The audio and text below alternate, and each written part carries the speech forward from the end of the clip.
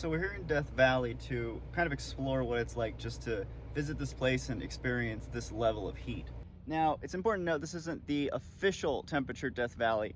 It's the temperature it is right here. So we're getting a little additional heat against the wall and cement. When you're here and that says 130, it feels like 130. So many of the locations you can visit in Death Valley are much like this one, where you can pull up a car, jump out, get to the place you want to take your photos in a couple of feet. In fact, park rangers have told me this is the preferred method, minimizing that exposure to this kind of heat, rolling up in your vehicle, popping out, getting a couple photos, and getting back into that air conditioning.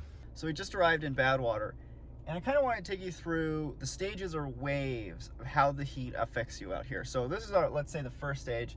In your car, air conditioning, looking out at the heat. Pretty nice right now.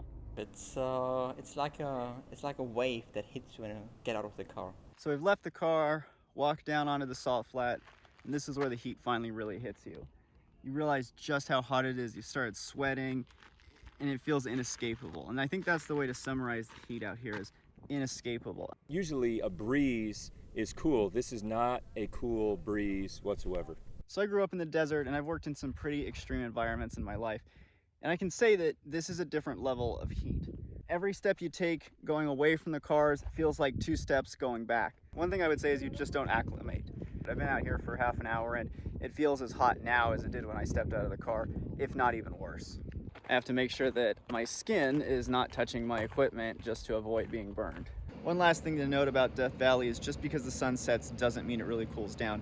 I was out till about 12:30 last night and it never dropped below 100 degrees.